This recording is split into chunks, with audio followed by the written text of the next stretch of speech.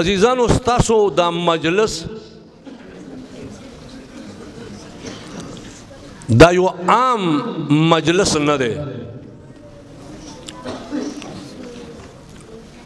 دین وړاندې به تاسو ډیر مجلسونه کړي وي او ډیرې ناستې پاستې به مو کړې وي خو د هغې ناستو باندې به تاسو ته دومره اجر و ثواب نه وي میلاو شوی لکه نن تاسو ته الله تبارک و تعالی کوم اجر په دې محفل کې ناستي باندې به درکوي انشاءالله دما عزیزانو د یوې بټۍ نه دوه خښتې راوچتې شي او دا خښتو لګونکی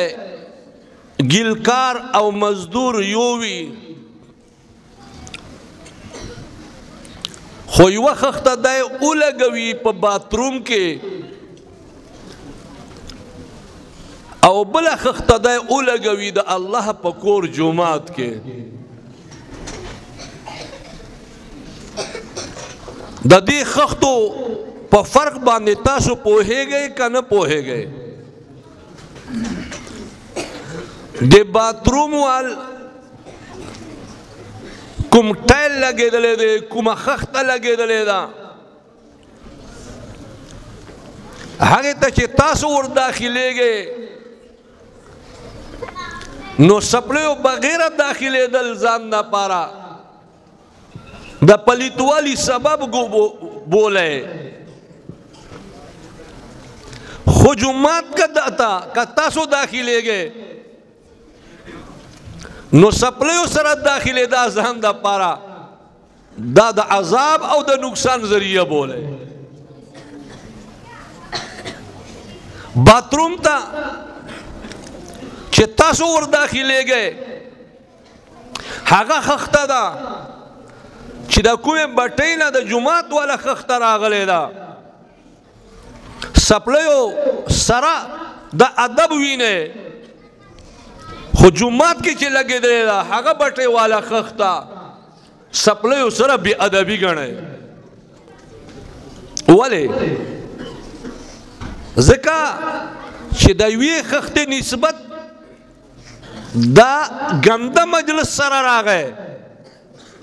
ګنده ځای سره راغی شیطان سره تعلق دی د شیطان اوسېدا ول ځای هغه باتروم دی هغې سره تعلق راغلی دی دې په بینا باندې د ما عزیزانو هغه سپلی په پښو کوي هله ور داخلېږي اعوذ بالله هم وایې یا اللهم انی اعوذ بک من الخبث والخبائث هم وایې هله ور داخلېږي او جومات ته چې ور داخلېږي بیا درود هم وایې او اللهم افتح لي ابواب رحمتک دا هم وایې ولې د دې نسبت الله سره راغلی دی نو ستاسو مخکینو مجلسونو هغه به عوامي جرګې وي عوامو سره ګپ شپ وي هسې ناستی به وي او نن ستاسو ناستي نسبت الله کلام سره راغلی دی د الله تبارک و تعالی کتاب سره راغلی دی قرآن مجید فرقان حمید سره مو نسبت راغلی دی د دې نسبت په بنا باندې ستاسو دا ناسته الله خواته د عامو ناستو په شان ته نه ده بلکې دا ډېره اوچته ده په دې الحمدلله ووایئ ما خیاله خفه یې په دې ناستې باندې ما خیاله خفه یې چا خو په زور خو نه یې کېنولي بیا الحمدلله ووایئ که نه ماشاءالله ماشاءالله